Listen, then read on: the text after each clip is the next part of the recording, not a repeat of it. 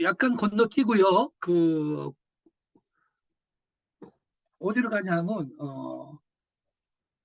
9페이지로 가죠. 9페이지. 9페이지에 두 번째 단락. 9페이지 두 번째 단락으로 가겠습니다. 새 노래는 일부 특정 교파의 전유물이 아니다. 거기서부터 좀 진행하겠습니다.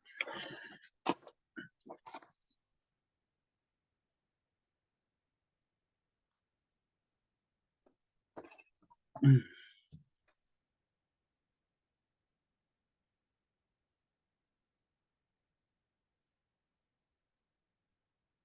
자,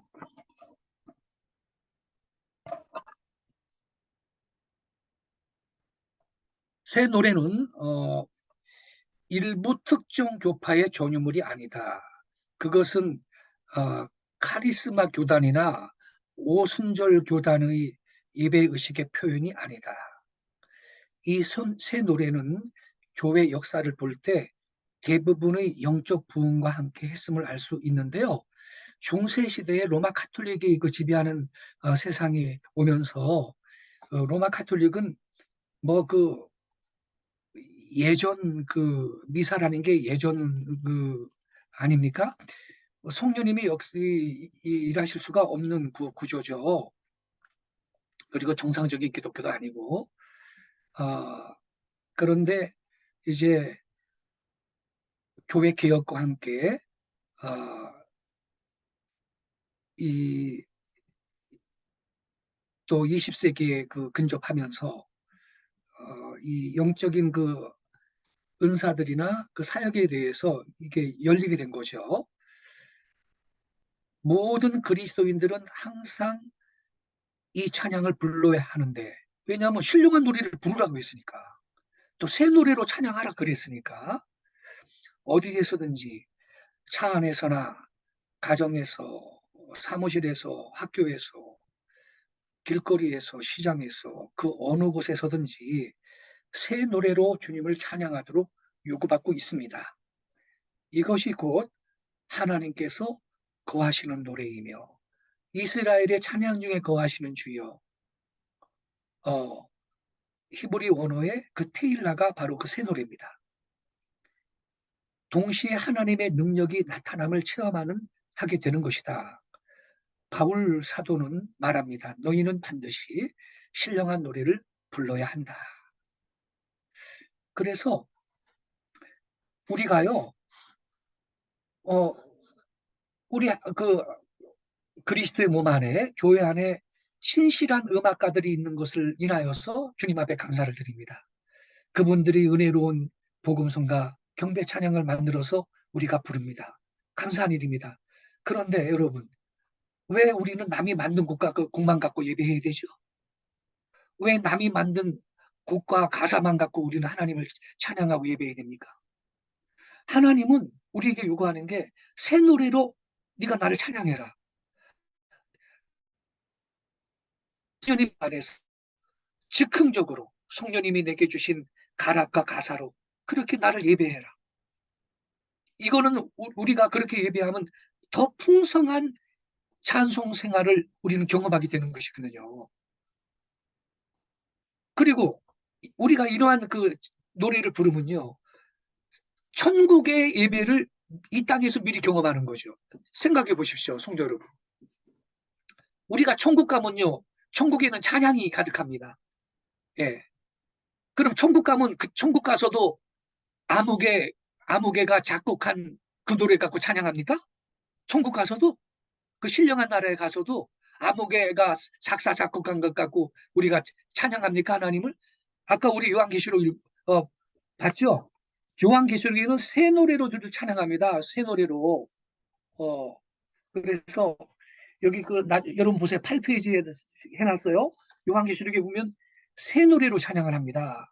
자, 그럼 이제 우리 3번 하이 프레이즈 높은 찬양을 보겠습니다.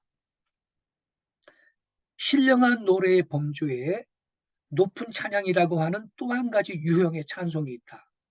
영적으로 깊고 강한 찬송으로 시편 149편 6절에 나온 찬양입니다. 시편 149편 6절을 읽을게요. 그들의 입에 하나님을 향한 높은 찬양들이 있게 하고 그들의 손에 양날이 있는 칼이 있어 그랬습니다. 여기에 이 높은 찬양은 원어 로맘의 번역이다. 이 단어는 시편 66편 17절과 함께 성경에 딱 두 번 사용되었어요, 여러분. 시편 66편 17절을 읽을게요. 내가 나의 입으로 그에게 부르짖으며 나의 혀로 높이 찬양하였도다. 여기 높이가 나오죠. 이게 로맘입니다. 로맘은 룸이라는 동사에서 나온 말인데 룸은 높이다, 높게 하다의 뜻이에요. 높이는 것은 찬양하는 겁니다. 그래서 로맘이라는 단어는 대부분의 영어 성경들이 높은 찬양으로 번역하고 있어요. 근데 여기서 말하는 이 높은 찬송이요, 실제로 이 어떤 찬송을 말하느냐 이것은 확실하지가 않아요. 그러나 찬양과 경배 사역에서 워십 리더, 찬양 인도자로 종사하고 있는 분들은 이 찬송이 영적으로 하나님과 좀 더 친밀하게 되었을 때 나오는 자연적이고 즉흥적인 노래라는 것을 체험적으로 알고 있습니다. 찬양의 깊은 경지에 들어가면 음량이 작아지고 템포는 느려지고 소리는 높아집니다. 가사는 있을 수도 있고 없을 수도 있고요. 찬송이 영적으로 매우 높은 경지에 있을 때 나오는 참으로 신비한 찬양인데 이것이 높은 찬양입니다. 이것이 높은 찬양으로 이때 회중은 하나님의 임재를 더욱 깊이 체험하게 됩니다. 그냥 준비 찬송 수준이 아니고요. 예배를 할 때 찬양팀이 나와서 준비 찬송하는 수준이 아니고 실제로 그 워십팀이 그 찬양 인도자가 그 영적으로 성령 충만하고 영적인 체험도 있고 이러한 그 찬양팀이 인도하는 그 찬양과 경배의 집회에는요.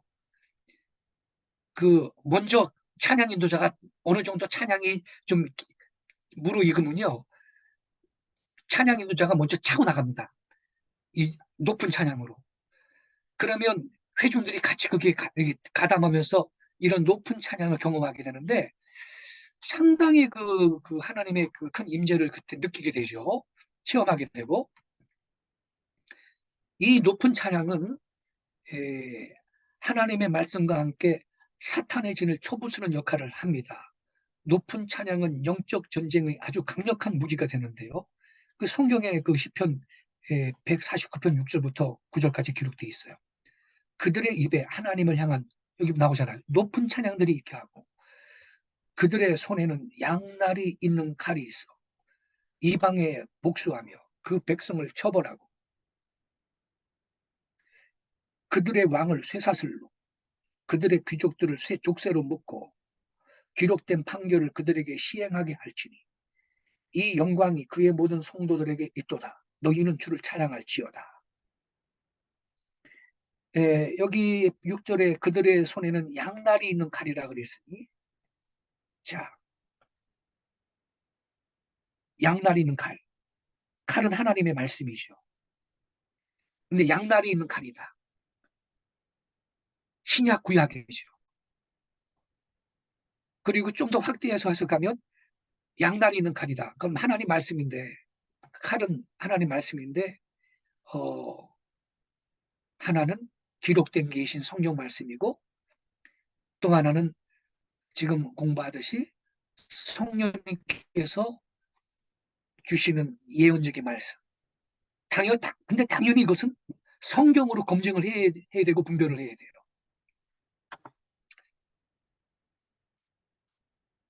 어떤 분이요. 성가대 주의자인데요. 성가대 주의자인데 성가대원 중에 소프라노 맡은 그 자매가 있는데 그 자매를 좋아하게 됐어요. 그래가지고 이분이 기도했어요. 하나님, 이 사람이, 이 지휘자는 결혼한 사람인데, 유부남인데요. 나 이혼하고 저 여자랑 결혼하고 싶습니다. 결혼하게 해주세요. 이혼하고 결혼하게 해주세요. 기도했는데 드디어 어느 날 응답이 오기를 그렇게 하거라. 이혼하고 저 여자 재혼하거라. 응답이 왔어요. 자, 그거 성령께서 주신 응답인가요? 그럼 귀신이, 진짜 그 음성 들었으면 그럼 귀신이 준 음성을 들은 거죠. 아니면 지 생각이거나. 아, 성경에 어디 그런 게 있습니까? 이혼하고 재혼하라 그랬습니까? 그러니까 우리가 어떤 영적인 체험을 하면 그것은 당연히 말씀으로 검증을 해서 분별을 해야 되는 거죠. 자,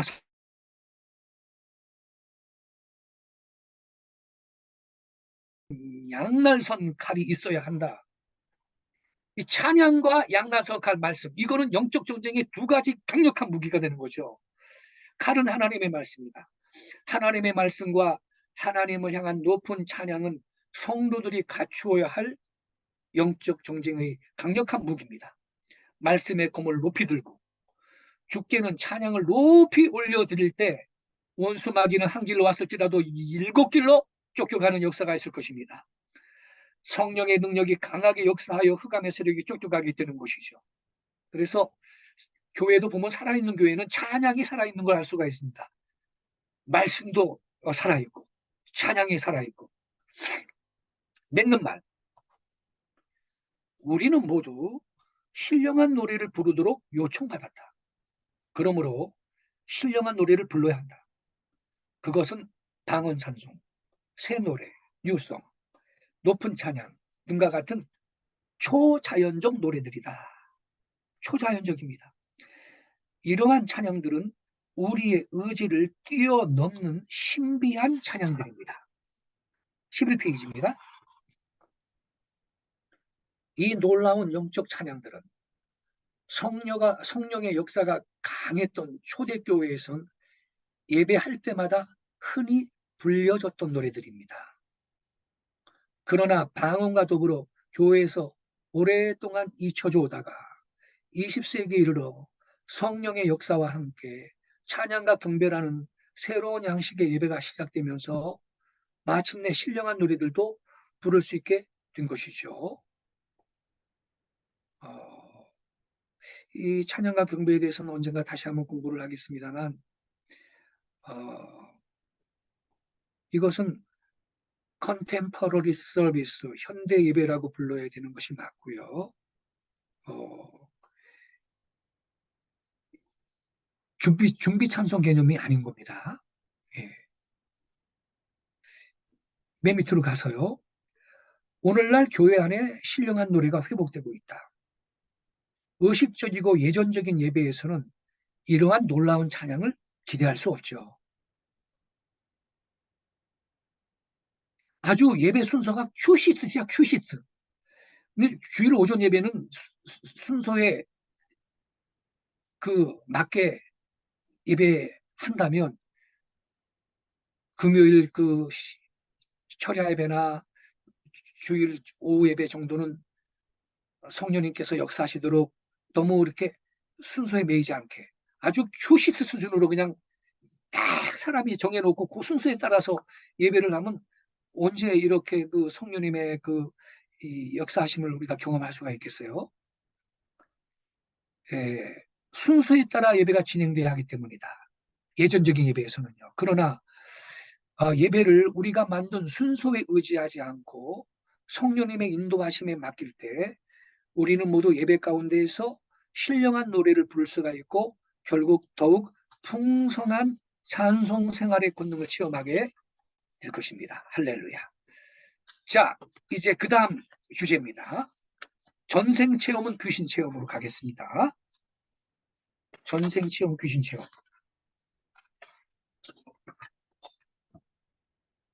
교재를 봐주세요. 전생체험은 귀신체험.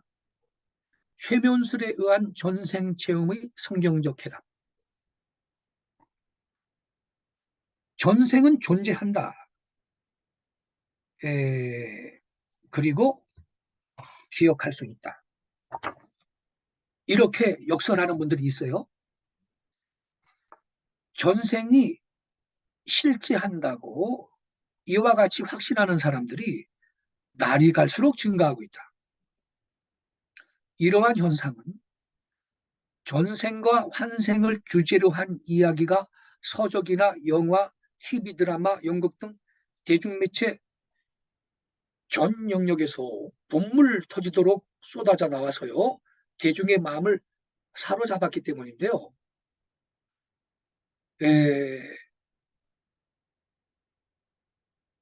역사가 꽤 됐는데 특히 2000년대 초반에 우리 한국에 붐이 일기 시작했어요. 전생, 환생에 대한 관심이 급증했는데요. 그게 바로 드라마 때문에 그래요. 윤회 거듭은 수년의 살 그린 환생이라는 드라마가 TV를 통해 방영된 적이 있었습니다. 2005년 5월 16일부터 6월 28일까지인데 MBC에서요.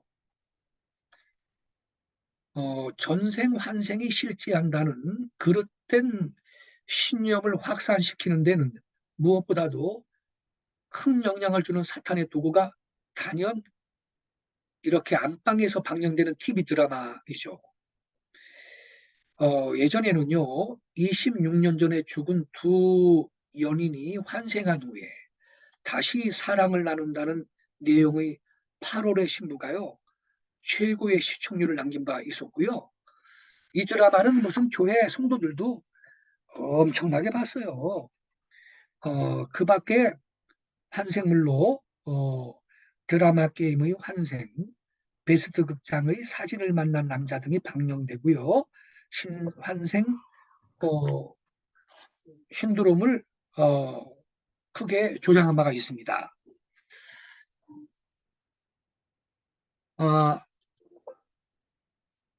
지금 배터리가 부족하다 그래서 저는 좀 잠깐 꺼줄게요.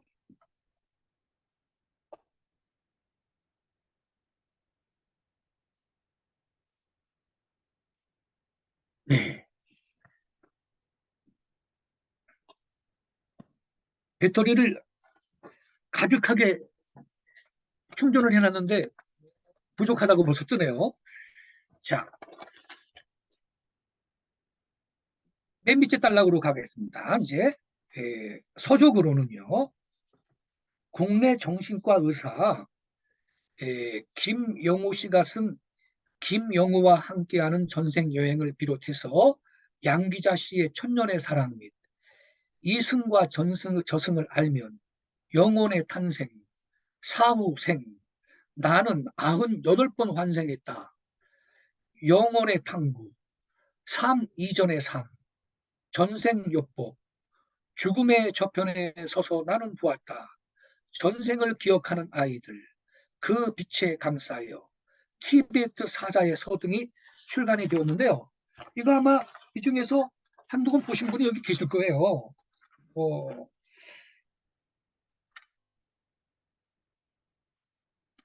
영화 부분에서는요, 에, 사랑하는 사람을 찾아 시공을 넘나드는 연인의 이야기를 다룬 은행나무 침대가 극장가에서 엄청난 흥행을 기록하며 전생 환생 신드롬의 촉매제로 작용했었고요. 이 영화 보신 분 있을지도 모르겠네요. 또 진시황의 호위 장군이 현대에 환생을 해서 전생에 사랑했던 궁녀와 사랑을 나눈다는 중국 영화 진용,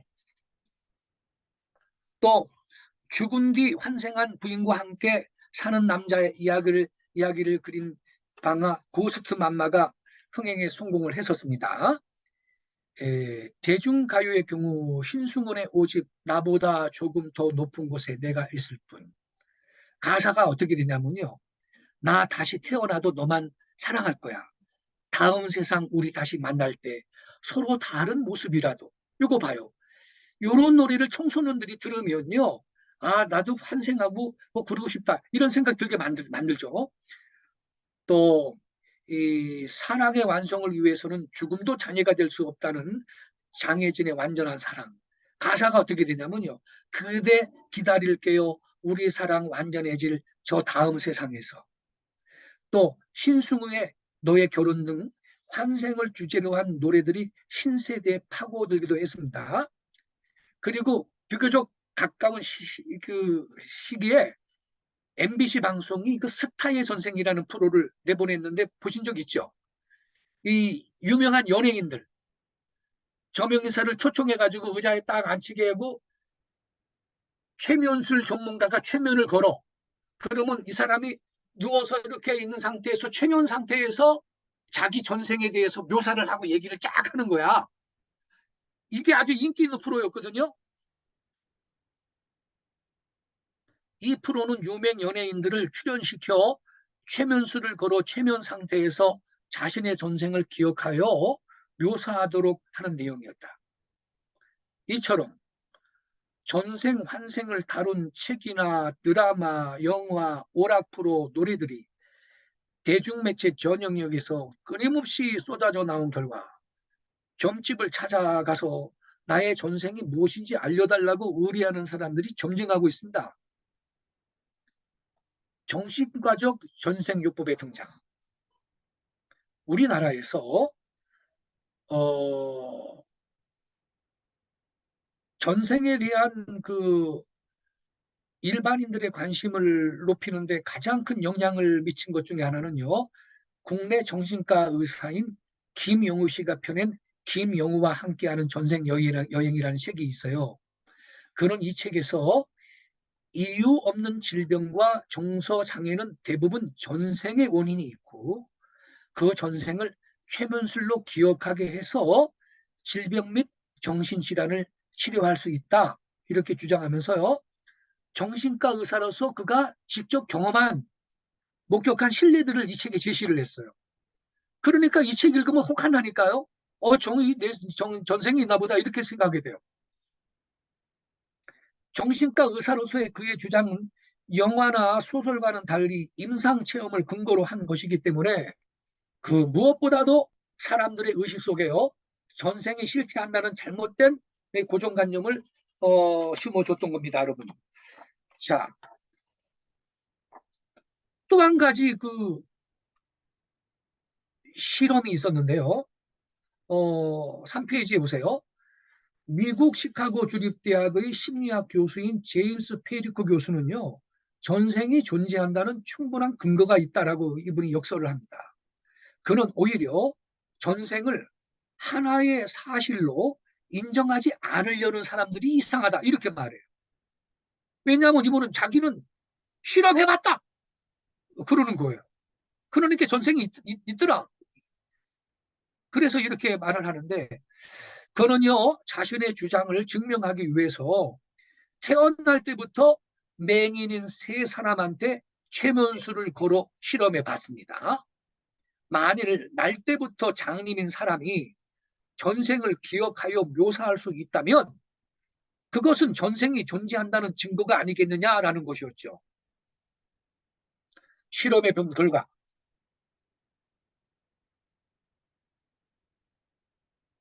놀란 결과를 보게 된 거죠. 장님은 모두 취 상태에서 전생의 모습을 기억해낸 거예요. 이 실험을 현장에서 목격한 자들은 상당수가 전생이 존재한다는 것은 사실이다라고 인정을 하고 말았네, 여러분. 이처럼 전생이 있다고 믿고 또 윤회 속에서 다시 환생한다고 믿는 것을 가리켜서 윤회설이라고 하죠. 오늘날은요, 여러분, 힌두교나 불교도들만이 아니고요. 많은 심리학자들과 정신과 의사들, 명성 있는 헐리우드의 영화 배우들, 그리고 우수한 학자들 가운데서도 전생이 있다라는 것을 인정하고 믿고 있습니다. 그러니 그 유명한 헐리우드 영화 배우가 예? 저명한 인사들이 전생 한생이 있다 믿으니 그 팬들이 감수성이 예민한 청소년들이 덩달아 믿게 된다 이 말이죠. 따라서 전생 한생설은요 앞으로 더욱 많은 사람들의 생각을 사로잡게 될 겁니다. 그러면 성경이 주는 해답은 뭐냐? 나타나는 지금 실험 결과 봤잖아요. 장님 세 사람한테 최면 걸었더니 자기 전생을 기억해냈다고. 나타나는 현상만 보면 전생이 있는 것 같아. 근데 성경은 전생이 없다 그러거든. 사람이 한 번 죽는 건 정한이 치고 그 후에는 심판이 있다 그랬지. 그 후에 또 무슨 전생, 뭐 환생이 또 있다 그랬나요? 그럼 성경이 틀렸나? 나타나는 현상만 보면 전생이 있는 것 같지만 여러분 성경에는 답이 있습니다. 그게 무슨 현상인지. 자, 보세요. 성경이 주는 해답. 그러면 전생이란 과연 존재하는 것이냐? 이에 대해서 기독교인들은 어떻게 설명해 줄 것인가? 하나님의 말씀인 성경에서 우리는 그 해답을 명확히 찾아볼 수 있습니다. 먼저 그리스도인들은 귀신의 정체를 알아야 해요. 귀신이란 무엇이냐? 그것은 인간의 사후 영혼이 아니고요. 즉 불신자의 사후 영혼이 아니고 범죄한 천사들이 귀신입니다. 인간의 영혼은 사후에 불신자는 음부로 가죠. 구원받은 신자는 낙원으로 가죠. 뿐만 아니라 천국과 지옥 사이의 왕래가 불가능한 것 같이 이승과 저승은 왕래할 수 없습니다. 누가복음 16장 27절부터 37절에 그렇게 기록되어 있습니다. 따라서 죽은 사람의 혼령이 귀신이 되어서 세상에서 배회할 수 없어요. 그리고 그 혼령이 산 사람한테 빙의 옮겨 붙을 수도 없는 겁니다. 귀신이란 뭐냐? 옛적에 천사장 루시퍼가 스스로 교만하여 천계에서 하나님을 대적할 때 그를 추종했던 천사들로서 루시퍼는 하늘에서 쫓겨나 사탄이 되었고 그를 추종했던 천사들은 함께 쫓겨나서 그것들이 귀신들이 된 거예요. 즉 귀신이란 사람의 사후 영혼이 아니라 타락한 천사들입니다. 여러분. 그 김기동 씨가 그 성락교에 돌아가셨죠. 몇 해 전에. 예, 이분이 침례교였는데 그게 귀신론이 문제가 있어서 침례교에서 제명되었죠. 이분은요 불신자의 사후 영혼이 귀신이다 이랬거든요. 또 더 가관인 것은 창세기에 보면 하나님이 노아한테 홍수로 세상을 심판할 거를 말씀하시면서 그들의 연수는 120년이 될 거다 그랬거든. 그거는 인간의 수명이 120년이 된다는 뜻이 아니죠. 노아 홍수 이후에도 무슨 500년씩 살았는데 인간의 수명이 120년이 된다는 뜻이 아니라 120년 후에 홍수로 세상을 심판할 거다. 너희들 이제 120년 후에 홍수로 심판당한다. 인간은. 그런 의미인데 그거를 하나님이 그때 인간의 수명을 120년으로 정했대. 그래가지고 어떤 불신자가 100살 살고 죽으면 20년 동안 귀신이 된다네. 네? 90살 살고 죽으면 30년 동안 귀신 노릇한다네. 이러한 신학을 가리켜서 뭐라 그러냐면 개똥신학이라고 하는 겁니다. 철학에 개똥 철학이라는 장르가 있는데 신학에도 개똥 신학이라는 장르가 있습니다, 여러분. 그런 게 어디 있어요? 그게 잘못된 자기 신학이지. 그야말로 그것이야말로 네가 복음이지 무슨 그 제대로 된 복음이 아니거든요. 네. 귀신은요 불신자의 사후 영혼이 아니고요 타락한 천사들이 귀신입니다, 여러분. 네. 자, 그러면 4페이지를 보세요. 4페이지. 그러면 귀신 들린 자로부터 축기 사역을 할 때 그 사람한테 빙의한 귀신이 죽은 자의 혼령처럼 나타나 보이는 그 현상은 뭐냐?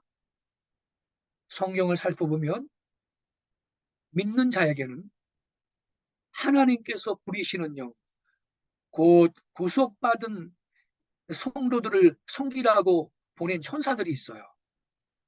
저와 여러분이 복음을 위해 수고하고 희생하고 생명 다해 믿음으로 살아갈 때 우리 곁에 천사들이 우리를 섬기고 있는 걸 우린 알아야 돼요.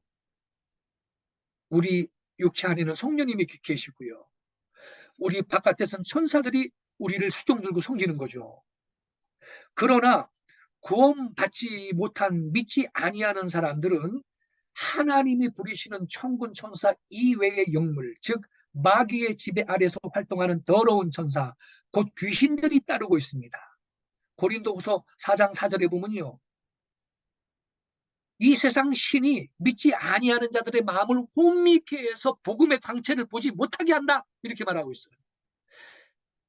그러니까 안 믿어지는 거예요. 안 믿는 자한테는 그러니까 이 세상 귀신이 따르고 있는 거죠. 이러한 이해 속에서 한 불신자가 죽었다고 가정해 봅시다. 그러면 그에게 붙어 있던 귀신은요, 육체에서 분리된 상태로 돌아다니며 자신이 들어가기에 무난한 다른 사람을 찾습니다. 만약 어떤 영매가 이 귀신과 기꺼이 의사소통을 한다면 이 귀신은 죽은 자를 자연스럽게 흉내낼 수 있고요. 이렇게 하여 강신술 집회에 참석한 순진한 사람들을 농락하는 거예요. 어떤 불신자가 죽었어요. 그러면 그의 영혼이 귀신이 되어서 이 세상에서 떠돌아다니다가 누구한테 달라붙는 게 아니고요. 예? 그 사람, 그 불신자한테 붙어있던 그 귀신의 정체는 타락한 천사들이라 그랬어요. 그에게 붙어있던 그 귀신이 내가 붙어있던 그 사람 죽어서 뭐 무덤 속에 들어갔단 말이에요. 그러니까 이 사람에 대한 정보를 다 갖고 자기가 다른 사람한테 또 달라붙는 거야, 이 귀신이. 그래서 어떤 무당이 이 귀신과 기꺼이 의사소통을 하면 이 귀신은 죽은 자를 자연스럽게 흉내내는데, 어머나, 아유, 죽은 그 외삼촌이 목소리가 나오네. 아유, 죽은 외삼촌이 여기 사람한테 붙었네. 이렇게 속이는 거예요. 그래서 그 밑에 보세요. 이 최면술에 의한 전생 체험 역시 동일한 원리가 적용이 됩니다. A라는 사람한테 귀신이 빙의했다가 그 사람이 죽었다고 가정해 보세요. 그러면 이 귀신은요, A의 성품, 지식, 체험, 버릇 등 모든 걸 갖고 B에게 다시 옮겨붙고요. B가 죽은 다음에는 C한테 옮겨붙고요. 다시 D한테 옮겨붙는 겁니다. 특별한 경우 이 귀신은 마태복음 8장 31절 32절에 기록된 대로 짐승의 몸에 옮겨붙기도 합니다. 이 D한테 최면수를 걸어서 잠재의식을 끌어올리면 A, B, C의 전생이 나오는 거예요. 즉 최면술에 의해 나타나는 이른바 전생의 실체는 다름 아닌 귀신인 겁니다. 어떤 사람은요, 최면 상태에서 전생만 기억하는 것이 아니라 심지어 다른 목소리로 앞날을 점치기도 하는데, 이건 전형적인 귀신 현상입니다. 바로 여기에 성령 충만한 크리스찬은 소위 전생이라는 것을 체험할 수 없는 이유가 있는 겁니다. 최면을 걸어봤자 잘 걸리지도 않지만, 걸렸다고 해도 100불을 양배해서 걸렸다고 해도 귀신이 나올 리가 없는 겁니다. 그래서 전생 체험은 귀신 체험이에요. 따라서 누구든지 전생을 체험한 사람은 목사님한테 빨리 가가지고 죽기 사역 받아야 돼. 그 귀신이 쫓아야 돼요. 그래 여러분. 자, A라는 사람이 말이죠. 귀신이 빙의했는데 이 사람이 죽었어요. 당연히 불신자예요. 근데 이 A라는 사람은 의사야, 의사. 죽었어요. 무덤으로 시체는 들어갔어요. 근데 이 A라는 의사한테 붙어있던 귀신은 그 A라는 사람이 의사였으니까 의사가 사용하는 전문 의학 용어, 지식 다 알아. 그죠? 알아요. 그런데 요걸 갖고 이 A에 붙어있던 귀신이 B라는 사람한테 붙었네? 근데 B라는 사람은 농사꾼이야. 이 B라는 사람을 최면수를 걸어서 잠재의식을 끌어냈더니 이 B라는 농부가 의사들만 아는 전문 의학 수로를 줄줄줄 막 말을 하네. 그러면 사람들은 어머나 저 농부 아저씨는 전생에 의사 선생님이셨다 이렇게 속는다니까. 이렇게 속는 거라고요, 여러분. 그러니까 예수님이 뭐라 그랬어요? 예수님이 진리를 알지니 진리가 너희를 자유케 하리라. 진리를 모르면 속는 거예요. 기만당하는 겁니다. 진리의 말씀을 알아야 돼요. 우리는 성경을 알아야 돼요. 어떤 사람이요, 하나님을 잘 믿으려면 어떻게 해야 돼요? 그러니까 덮어놓고 믿어, 덮어놓고 믿어. 그랬더니 옆에 있는 사람이 아닙니다. 펼쳐놓고 믿으세요. 그랬대잖아. 성경을 펼쳐놔야 됩니다. 성경을 공부해야 됩니다. 성경을 알아야 됩니다. 그래야 우린 미혹의 영에 안 속습니다. 진리를 알지니 진리가 너희를 자유케 하리라. 진리를 모르니까 거짓 미혹에 속박당하는 거고 속아서 사는 거 아닙니까? 그래서 이 이제 4페이지 밑에서 네 번째, 다섯 번째를 보세요. 환생설은 사탄의 미혹이다. 전생 환생설은요, 귀신의 미혹이에요.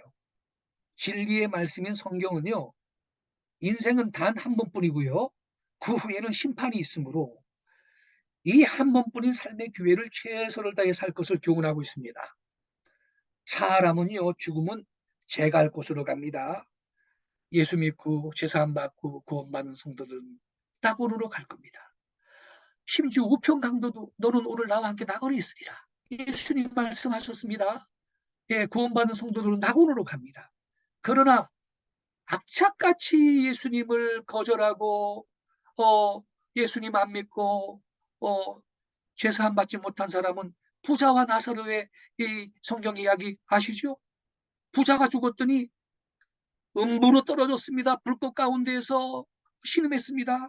그렇게 되는 거예요. 제 갈 곳으로 가는 거지 불신자의 영혼이 무슨 귀신 돼가지고 이 세상에서 배회하다가 지가 붙고 싶은한테 북 들어붙고 그게 아니라니까. 여러분요, 전생이 있고 내생이 있어서 윤회 속에서 다시 환생하는 건 결코 아닌 것입니다.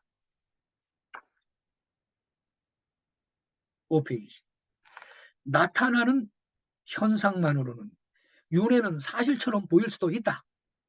그러나 실상은 사람의 영혼이 윤회하는 것이 아니고 사람에게 붙었던 귀신의 영이 이 사람한테 저 사람한테 비하는 거예요. 내가 붙어있던 그 사람이 나이 들어서 죽었든지 교통사고나 죽었든지 죽으면 자기가 들어갈 만한 다른 사람을 찾는데, 왜냐하면 성경에 보세요. 귀신이요, 사람의 육체를 자기 집으로 인식을 한다니까.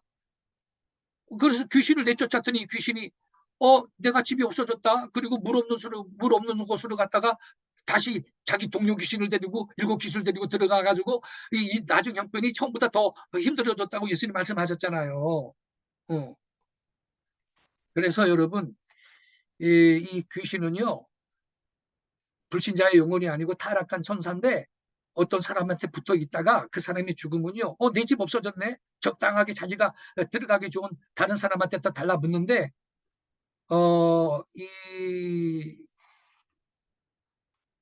이 귀신도요, 한국에서 역사하던 귀신이 미국 가려면 힘든가 봐. 서울에서 역사하던 귀신이 저 부산 가려면 그거 싫은가 봐요. 그래서 이거 그 귀신론 마귀론을 연구해 보면요, 귀신이 이렇게 옮겨 붙을 때는 가계에 남는 경우가 많답니다. 가계에. 그러니까 할머니가 무당 노릇하고 귀신 열심히 숭배하고 그러면 그저 손녀가 신전 무당 되는 경우도 많은 게 그 이유가 그래요. 미신 허구한 날 푸닥거리하고 무당 불러서 굿하고 그러한 집안에 귀신의 그 비행기 된 사람들이 당연히 많이 있는 거죠. 그래서 이 나타나는 현상만으로는 윤회는 사실처럼 보이겠지만, 그러나 실상은 사람의 영혼이, 불신자의 영혼이 귀신 돼서 윤회하는 게 아니고 사람한테 붙었던 귀신의 영이 여기저기 배회하는 겁니다. 하나님을 불신하는 인본주의자들은 환생설에 속했지만 그리스도인들은 속지 않습니다. 진리를 알기 때문이에요. 그래서 예수님 말씀하셨죠. 요한복음 8장 31절 32절. 너희가 내 말에 거하면 참 내 제자가 되고 진리를 알지니. 진리를 알게 된다는 거예요. 그러면 그 진리가 너희를 자유하게 하리라. 할렐루야. 우리는 이 자유함을 누리며 살아야 되겠고, 이 진리를 몰라서 미혹의 영에 귀신의 영한테 기만당하고 속박당하면서 살고 있는 사람들을 우리는 해방시켜주고 자유케 해야 될 사명이 우리에게 있는 것입니다. 할렐루야. 자, 그래서 여러분, 어, 전생설, 환생설 믿는 사람 말이죠. 만나면요, 잘 가르쳐줘서 속지 않도록 해주시기를 부탁을 드리겠습니다. 아, 남은 시간이 좀 있으면 이 이스라엘 하마스 전쟁에 대해서 좀 나눌라 그랬는데 지금 말이죠. 이게 축기 사역까지 했잖, 이제 축기 사역 할 차례거든요. 어, 축기 사역을 시간이 되면 잠깐 그냥 언급을 좀 해야 되겠네요. 그렇게 해야 되겠죠? 이거 축기 사역 그냥 내려놓고 하도 있으라고 해도 됩니까? 네, 해주세요. 네, 이스라엘 하마스 그걸 해도 됩니까? 네. 아, 그러면요. 그럼 PPT를 좀 들어가야 되는데요. 총장님, 예, 화면 공유를 하셔 들어갑니까? 네, 됐습니다. 이제, 올리셔도 돼요. 해놓았어요. 예, 아, 네, 그럼 화면 공유를 한번 해볼게요. 예,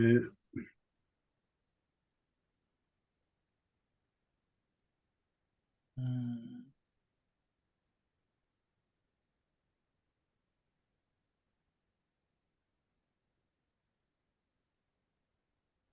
아, 바탕화면에 있는 거를 먼저 잠깐요.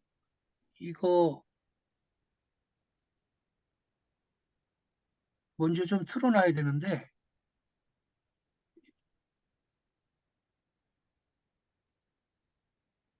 왜 이렇게 됐지?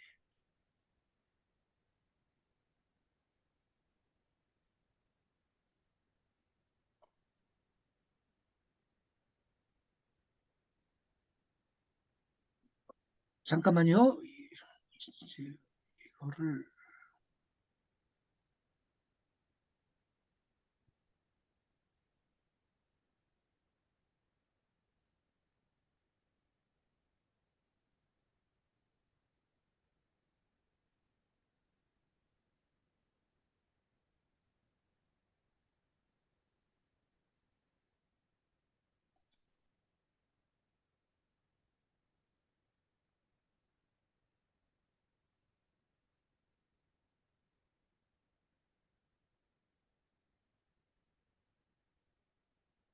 조금만 기다려주세요.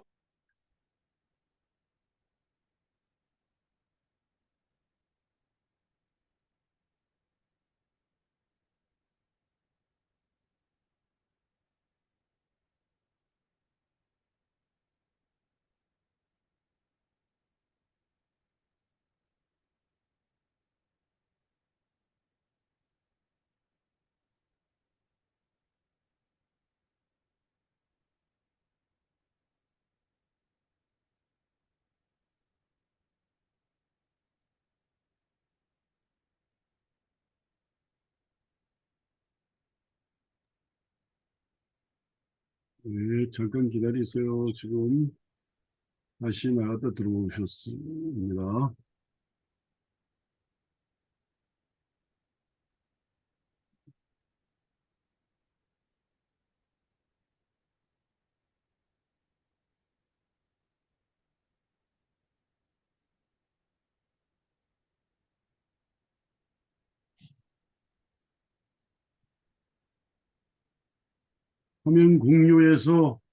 화면 공유해서 올리시면 되겠습니다.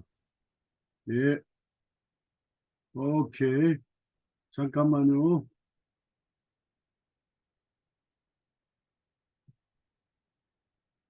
예, 우리 유석금 교수님을 추천됐습니다. 정확하게 좀 크게 해주시면 좋겠는데요. 네.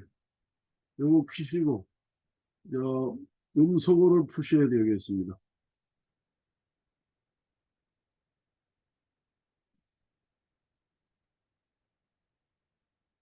이제. 그리고 화면이 작나요? 작아요. 좀 크게 올리시면 되겠습니다. 됐죠? 네, 됐습니다. 커졌죠? 네, 네. 지금 그 은사론 그 교재는요, 그 읽어보시고 다음에 은사론 3강이 있을 때 보충해서 설명을 드리도록 하겠습니다.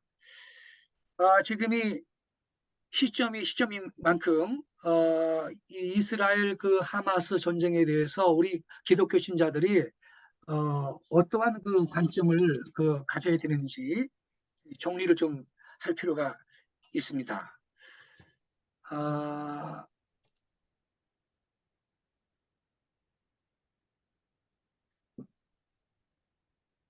제목은 이스라엘 하마스 전쟁에 대한 성경적 관점.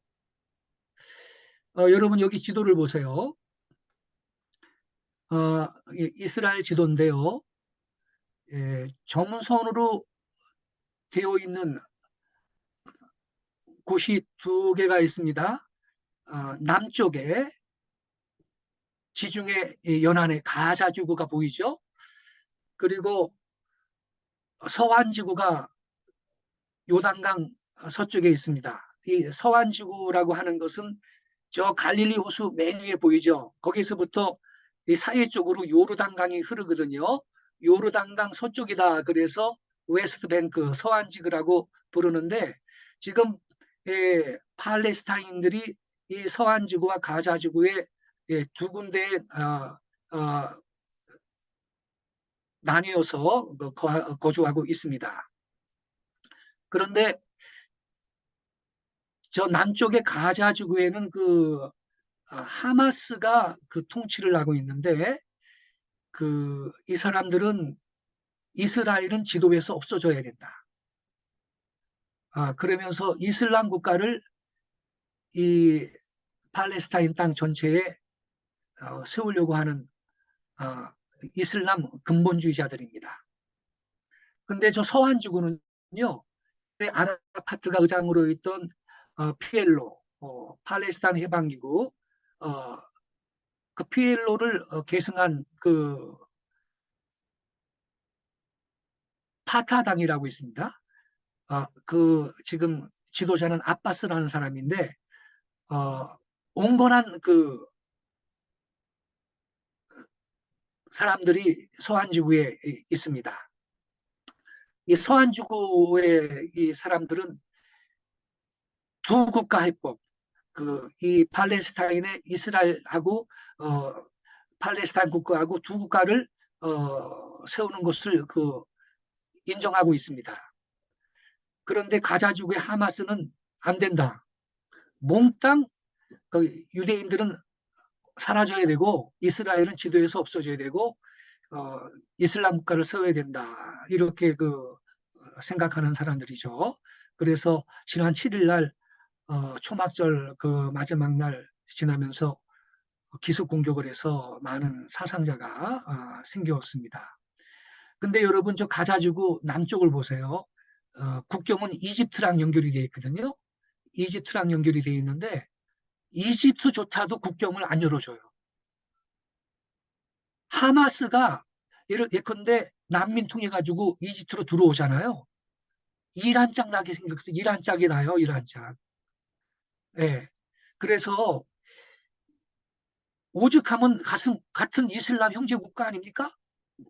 근데 에집트도 국경을 안 열어주고 있는 아주 이 사람들은 하마스는 테러리스트들이죠. 근데 그 가자지구에 무슨 뭐 담장을 높이 쌓고 뭐 봉쇄를 했다고 이스라엘을 막 비난하는 분들이 있는데 거기가 테러리스트들의 거점이 되었는데 그거 그렇게 안 했으면 허구한 날 테러 당하며 살았을 걸요. 예, 이 부분은 좀 신강경에서도 말씀 못 드리고요. 우선요 성경적인 관점을 좀 보겠는데 이스라엘의 심판과 회복에 대한 예수님의 예언의 말씀이 있습니다. 마태복음 3장 37절에 예루살렘아 예루살렘아 선지자들을 죽이고 내게 파송된 자들을 돌로 치는 자여 암탉이 그 새끼를 날개 아래 모은 같이 내가 내 자녀를 모으려 한 일이 몇 번이더냐 그러나 너희가 원하지 아니하였도다. 예수님이 하신 말씀이죠. 그리고 38절에 계속 이렇게 말합니다. 보라 너희 집이 황폐하여 버려진 바 되리라. 예수님을 유대인이 자꾸 거절하니까 너희 집이 황폐하여 버려진 바 되리라. 그리고 39절에 내가 너희에게 이르노니 이제부터 너희는 찬송하리로다. 주의 이름으로 오시는 이여 할 때까지 나를 보지 못하리라 하시니라 그랬는데요. 여기 밑줄 돼 있죠. 찬송하리로다 주의 이름으로 오시는 이여 할 때까지라 그랬거든. 그래서 이게 어떤 의미를 갖냐면요. 찬송하리로다 주의 이름으로 오시는 이여 이거는요. 유대인들이 그들의 메시아를 영접하는 찬송입니다. 복음서에 보면요. 예수님께서 나귀를 타고 예루살렘에 입성하실 때에도 그를 믿는 유대인들은 호산나 찬송하리로다. 주의 이름으로 오시는 이여. 찬송하리로다. 오는 우리 조상 다윗의 나라요. 가장 높은 곳에서 호산나 하면서 그분을 맞이했습니다. 마가복음 11장 7절 8절.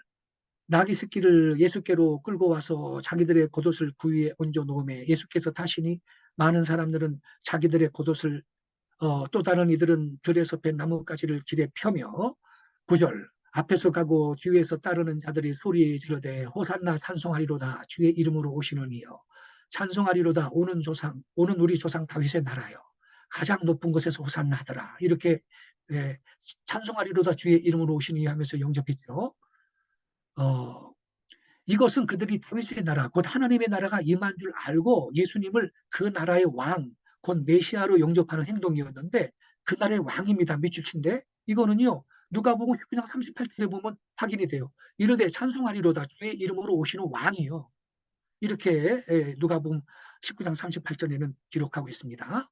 근데 이게 이중적인 뜻을 갖고 있습니다. 너희는 찬송하리로다 주의 이름으로 오시는 이여 할 때까지 나를 보지 못하리라 그랬잖아요. 이게 이중적인 의미를 갖고 있는 예언인데 실제 언젠가 유대인들이 예수님을 그들의 왕과 메시아로 영접할 날이 있을 것이라는 뜻이 됩니다. 두 번째, 유대인들이 예수님을 그들의 메시아로 인정하고 영접할 때까지 주님은 세상에 다시 오지 않을 것이라는 뜻이 됩니다. 너희는 찬송하리로다 주의 이름으로 오시는 이여 할 때까지 나를 보지 못하리라 그랬거든요. 이 말씀은 유대인들이 예수님을 그들의 메시아로 왕으로 인정하고 영접하게 될 때까지 예수님께서 세상에 다시 오시지 않겠다라는 말씀이 됩니다. 따라서 오늘날 유대인들이 여전히 그들의 불신앙으로부터 회심하지도 않았고 불신앙과 결별하지 않았음에도 불구하고 예수님이 곧 재림하실 것이라고 임박한 종말론을 주장하는 자가 있다면 그것은 거짓말을 하는 것입니다. 이스라엘의 회심이 있기 전에는 메시아 예수님은 재림하시지 않습니다. 근데 우리가 읽은 이 마태복음 23장 37절부터 39절은 예루살렘의 멸망을 주님이 예언한 거거든요. 여기 그 38절에 파란 글씨를 보세요. 보라, 너희 집이 황폐하여 버려진 바 되리라 그랬어요. 그리고 이어서 이제부터 너희는 찬송하리로다 주의 이름으로 오시는 이 할 때까지 나를 보지 못하리라 그랬잖아요. 근데 이 38절 보라 너희 집이 황폐하여 버려진 바 되리라 이것은 예루살렘의 멸망을 예언한 겁니다. 언제?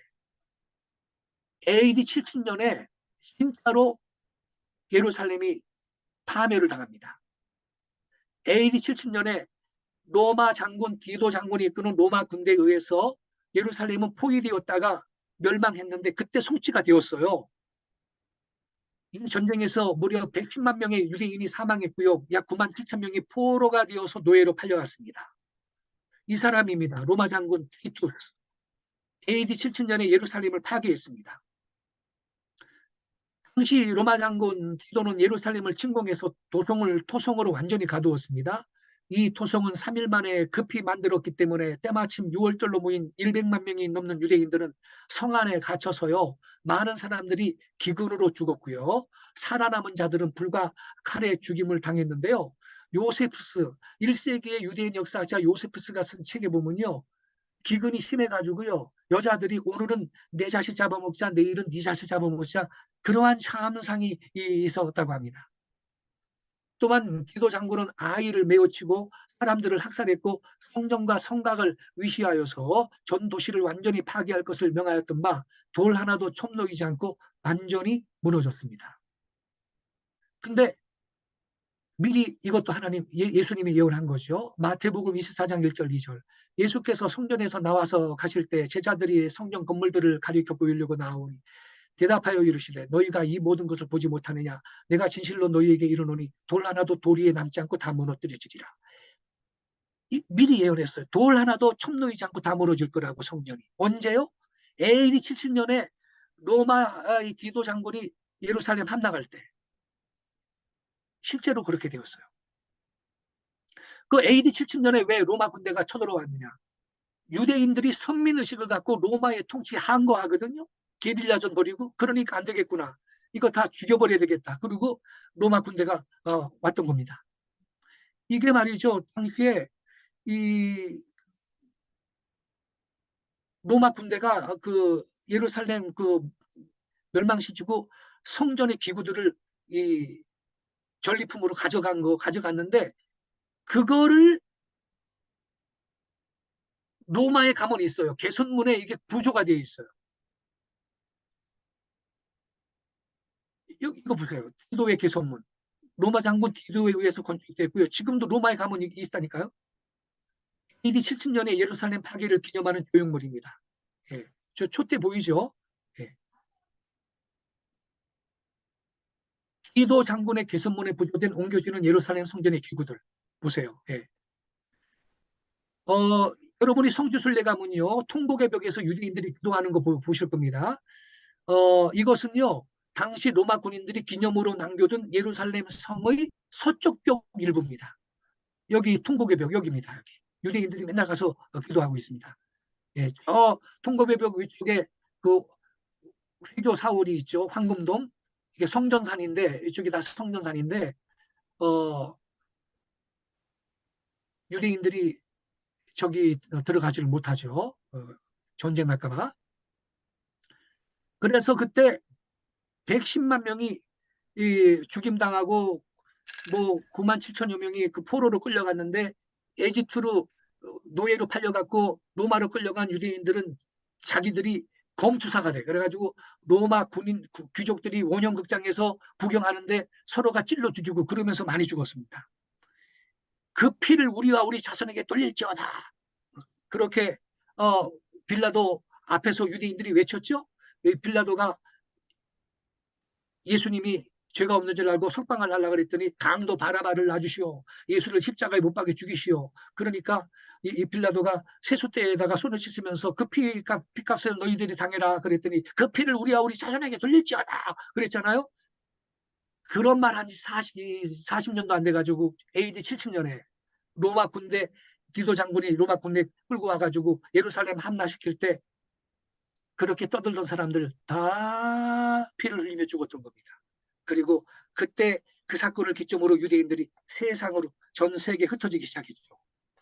이 역사적인 사실은 누가복음 19장 41절부터 41절에 기록된 예수님의 예언의 말씀이 정확히 이루어진 것인데요.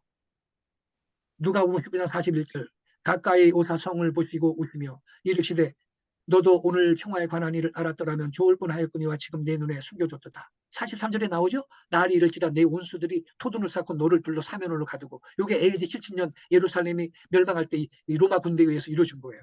44절 또 노아 및 그 가운데 있는 네 자식들을 땅에 메어치며 돌 하나도 도리에 남기지 아니하리니 이는 내가 보살핌을 받는 날 알지 못함이니라. 근데 누가복음 12장 41절에 보면 가까이 오사 성을 보시고 우시며 그랬잖아요. 예수님이. 여기 41절에 웃음이라는 말은 헬라어로 에프라우세님바 소리내어 통곡하는 것입니다. 예수님이 죽은 나사로를 살리시기 전에도 그때 우셨다는 말이 성경에 있는데 그것은 에다 쿠리셴인데 곧 눈물을 흘린다 이런 의미예요. 원어는 달라요. 예수님이 울었다는 말이 성경에 딱 두 번 나오거든요. 나사로 무덤 앞에서 울었다 하는 거하고 여기 41절에 우시며라는 말이 두 번 나오는데 여기 41절은 통곡하며 우는 걸 말하는 거예요. 왜 그랬을까요? 왜 그렇게 소리내어 우셨을까요? AD 70년에 있을 예루살렘 멸망 사건을 예수님이 예견하셨기 때문입니다. 그래서 지금 이제 이 새끼 낙이 타고 예루살렘 성에 입성하기 직전에 이제 이 예루살렘 성을 산에서 내려다 보면서 예수님이 깊은 이 상념에 빠져 있는 거예요. 그러면서 예루살렘아, 예루살렘아, 암탉이 그 새끼를 나달리 아래 몸같이 내가 너희를 모으려고 하니 한 일이 몇 번이냐. 근데 너희들이 원치 않았다. 너희 집이 황폐하여 버려진 바되리라. 이러면서 이때 예언하신 거예요. 근데 예수님이 이렇게 또 말했어요. 누가복음 21장 20절부터 21절에 보면요. 너희가 예루살렘이 군대들에게 에워싸이는 것을 보거든 그 멸망에 가까운 줄 알라. 그때 유대에 있는 자들은 산으로 도망갈 것이며 성내에 있는 자들은 나갈 것이며 촌에 있는 자들은 그리로 들어가지 말지어다. 그랬거든요. 그리고 이 날들은 기록된 모든 것을 이루는 징벌의 날이니라. 그날에는 아이 벤 자들과 젖먹이는 자들에게 화가 있으리니 이는 그 땅의 큰 환난과 이 백성, 이 이스라엘 백성입니다. 원문에는 그 땅입니다. 이스라엘 땅입니다. 이게 무슨 7년대 환난 그런 거 아닙니다. 이는 그 땅의 큰 환난과 이 백성에게 진노가 있겠음이로다. 그리고 그들이 칼날에 죽임을 당하고 모든 이방에 사로잡혀 가겠고 예루살렘은 이방인의 때가 차기까지 이방인들에게 밟히리라. 주님이 이렇게 연했는데요. 당시에 그러면 AD 70년에 그렇게 망할 때 예수 믿던 유대인들이 있었잖아요. 그들도 다 그럼 그때 죽었나? 그게 아니고요. 1세기의 유대인 사학자 요세푸스의 말에 의하면 당시 예수 믿는 유대인들은 이 전쟁에 한 사람도 희생되지 않고 다 살아남았다고 합니다. 당시 로마의 디도 장군이 이끄는 군대가 예루살렘에 투입되기에 앞서 게스투스 갈루스 장군이 이끄는 로마군이 AD 66년에 먼저 예루살렘을 포위했었습니다. 그런데 보국로 확보가 미흡해서 일단 철수했다가 다시 오려다 도중에 유대인 게릴라에 의해 피살되어 그 계획이 좌절되었어요. 그래서 AD 68년 로마는 다시 이 티투스 장군을 파견해서 예루살렘을 포위했고 이 공격으로 AD 70년에 이스라엘은 마침내 멸망합니다. 그 결과 유대인들은 세계 전역으로 흩어지기 시작합니다. 그리고 예루살렘은 장기간 이방인의 지배 아래 들어가게 되는데요. 그러나 당시의 유대인 크리스천들은요, AD 66년에 예루살렘이 포위된 것을 보고 누가복음 21장 20절 21절에 기록된 예수님의 말씀을 상기했어요. 너희가 예루살렘이 군대들에게 에워싸이는 걸 보거든 그 멸망이 가까운 줄 알라. 그때 유대에 있는 자들은 산으로 도망갈 것이며 성내에 있는 자들은 나갈 것이며 촌에 있는 자들은 그리로 들어가지 말지어다. 예수님이 이렇게 말씀하셨잖아요. 그들은 갈루스 장군이 복음로 확보를 위하여 철수한 기회를 타서 모두 요단강을 건너 펠라에 피난했습니다. 그래서 그들은 한 사람의 희생도 없이 전쟁이 끝난 다음에 모두 재고장으로 돌아간 겁니다. 이것은 당시에 이스라엘 남은 자들에 대한 하나님의 놀라운 보호의 손길이었던 것인데 요세푸스의 기록에 의하면요. 유대의 많은 귀인들이 침몰하는 배를 뛰쳐나가듯이 이 예루살렘 성 바깥으로 나갔다 이렇게 써놨어요.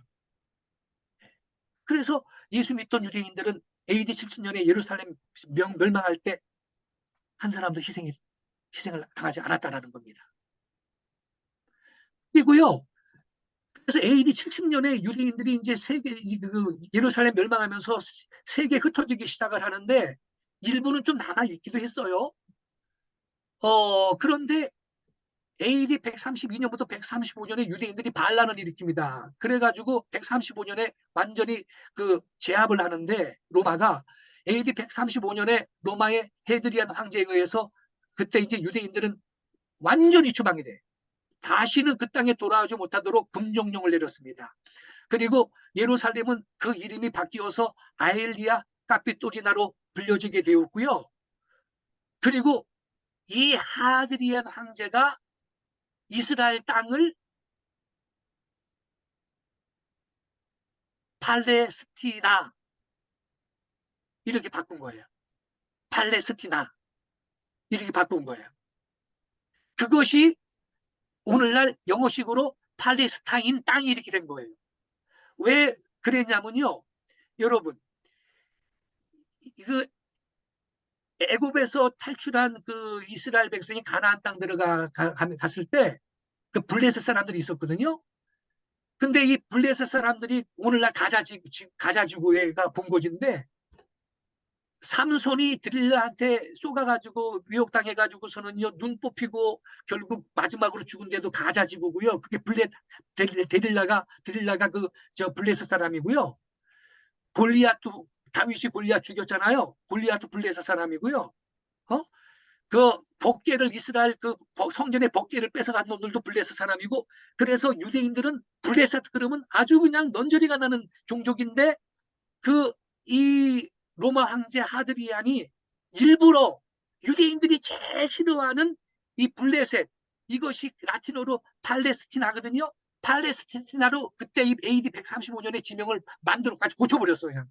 유대인들 너희들 반란이 일으켰지, 금종령 내려서 들어오지도 못하게 하고 땅 이름을 그렇게 유대인이 제일 싫어하는 이름으로 바꿔놓은 곳입니다. 그것이 오늘날 팔레스타인이 된 겁니다. 팔레스타인 땅이라는 이름으로 불려지는 거예요 지금. 예. 그러니까 지금 오늘날 팔레스타인인이라는 사람들은 블레셋의 후예는 아니에요. 블레셋인들은요, 알렉산더 대왕의 전쟁 때 동방으로 진출해서 전쟁 때 그때 다 사라졌습니다. 그래서 오늘날 팔레스타인인이라는 사람들은 블레셋 후예가 아니고 전혀 상관없고요. 이 유대인들이 AD 70년 그리고 AD 135년 이후에 세계로 흩어지고 나서 이제 주변에 이집트, 시리아, 무슨 레바논, 요르단, 아랍 족속들이 조금씩 들어가서 살았던 사람들이지 블레셋 민족이라는 종족은 없는 거예요, 여러분. 우리가 속으면 안 돼요. 네. 그들은 민족인 적도 없었고 나라가 있었던 적도 없었던 사람들인 겁니다. 자, 그런데 예수님이 뭐라 그랬냐면요. 누가복음 21장 24절에 그들이 칼날에 죽임을 당하며 모든 이방에 사로잡혀 가겠고, 여기에서 희망의 말씀을 한마디 남긴 거예요. 이 빨간 글씨 보세요. 예루살렘은 이방인의 때가 차기까지 이방인들에게 밟히리라 그랬거든요. 이 말씀은 유대민족이 장차 경험하게 될 심판과 은총을 동시에 예언한 겁니다. 먼저는 이스라엘 백성이 예루살렘을 빼앗기고 온 세계로 흩어져야 하는 징벌을 받을 것이지만, 그러나 때가 되면 다시 회복하시겠다는 은혜의 말씀이기도 한 것입니다, 여러분. 왜냐하면 이방인의 때가 차기까지라고 말씀하셨기 때문에. 그죠? 노란 글씨 보세요. 예루살렘은 이방인의 때가 차기까지 이방인들에게 밟히리라. 상반절, 그들이 칼날에 죽임을 당하고 모든 이방에 사로잡혀 가겠고, 이것은 예루살렘 주민에게 다치게 될 끔찍한 운명을 묘사한 건데 몇 년? AD 70년. 그게 출발점입니다. 예루살렘 멸망했을 때. 근데 하반절, 예루살렘은 이방인의 때가 차기까지 이방인들에게 밟히리라 그랬잖아요. 그 다음부터는 이방 민족이 그 도시에 거하고 지배할 것이지만 그것은 기한이 정해져 있다라는 뜻이거든요. 이방인의 때가 차기까지라 그랬으니까. 그래서 이방인의 때란 뭐냐? 요 노란 것이 잘 보세요. 이방 민족이 예루살렘을 차지하고 지배하도록 하나님이 이방인들에게 허락하신 기간을 의미합니다. 그러므로 이방인들의 예루살렘 지배 및 통치는 어디까지나 그 기한이 정해져 있는 거예요. 이방인들은 다만 하나님께서 그들에게 허락하신 때까지만 예루살렘을 차지하고 지배할 수 있을 뿐인 것입니다. 그 이방인의 때는 70년 로마에 의한 예루살렘 멸망과 함께 시작되었습니다. 그리고 AD 135년 하드리안 황제에 의해서 유대인 금종령이 내려지고 땅 이름도 팔레스티나 이렇게 고쳐지고, 이때부터 본격적으로 이제 진행이 되는 겁니다. 유대인들은 세상에 흩어지고요.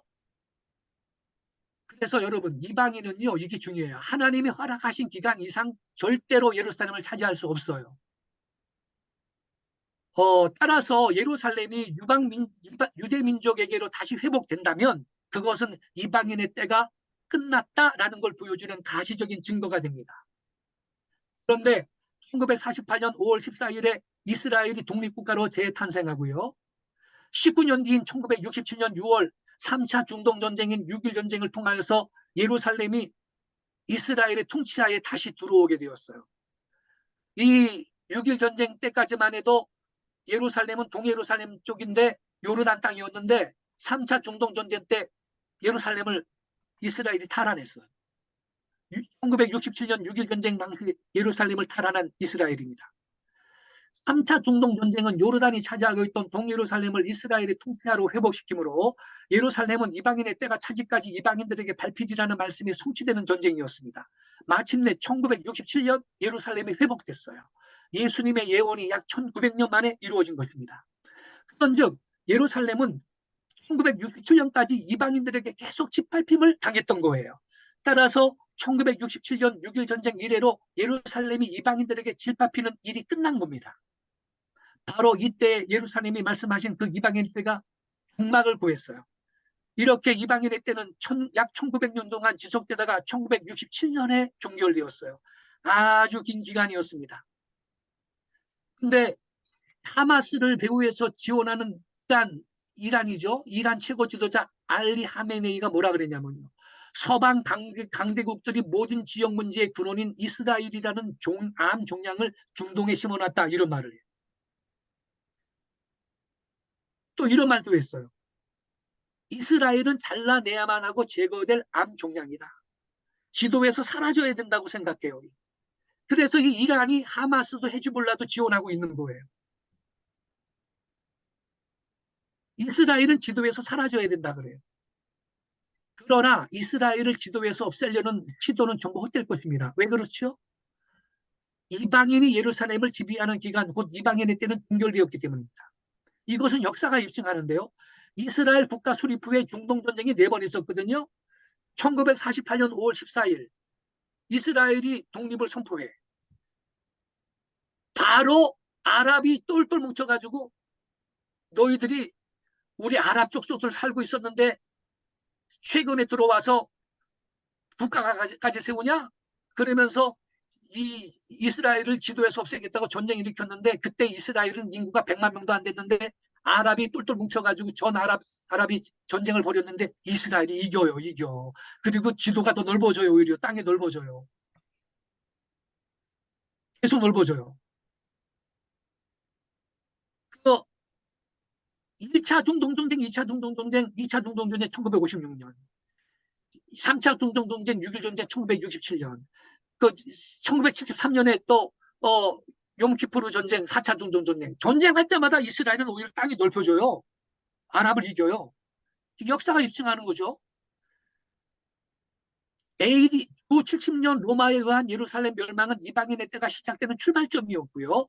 그 이방인의 때는 1948년 이스라엘의 독립과 1967년 예루살렘 탄환으로 종지부를 찍었어요.